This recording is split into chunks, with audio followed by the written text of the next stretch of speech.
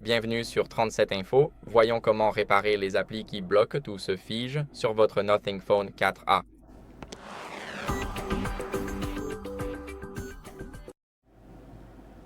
Donc, pour commencer, par exemple, je vais utiliser ChatGPT ici. Si votre ChatGPT plante, ce que vous devez faire en premier, c'est aller dans les paramètres, puis dans les paramètres, vous allez faire défiler jusqu'à Applications.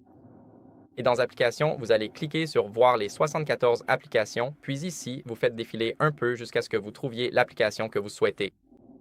Maintenant, ce que vous devez faire ici, c'est aller dans Stockage et Cache, et ici, je n'ai jamais utilisé l'application, donc je n'ai ni cache ni données utilisateurs.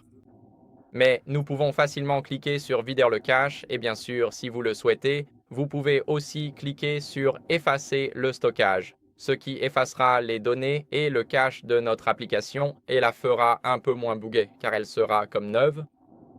Maintenant, ce que vous pouvez aussi faire, c'est désinstaller puis réinstaller la même application. Donc, nous pouvons le faire ici. Vous pouvez cliquer sur Désinstaller puis cliquer sur OK. Et une fois que c'est fait, vous pouvez simplement aller sur le Play Store et rechercher ChatGPT. Ici, vous allez sélectionner cette application juste ici, cliquer sur Installer et attendre que ChatGPT s'installe sur votre appareil. Comme vous pouvez le voir, nous sommes à 1%, maintenant 42, et l'installation devrait bientôt se terminer. Comme vous pouvez le voir, le téléchargement est en train de se terminer. Nous allons cliquer sur Ouvrir et comme vous pouvez le voir, tout fonctionne parfaitement bien. Maintenant, l'application est en train de charger et tout le reste. Donc, ce que nous allons faire ensuite, si cela ne fonctionne toujours pas pour vous ou si l'application plante, ce que vous devez faire, c'est vérifier les mises à jour de Nothing OS. Nous allons donc retourner dans les paramètres, mais cette fois, nous allons faire défiler tout en bas jusqu'à à propos du téléphone. Nous allons cliquer sur Nothing OS et pour moi, c'est la version 4.1. Cela dépend du moment où vous regardez cette vidéo.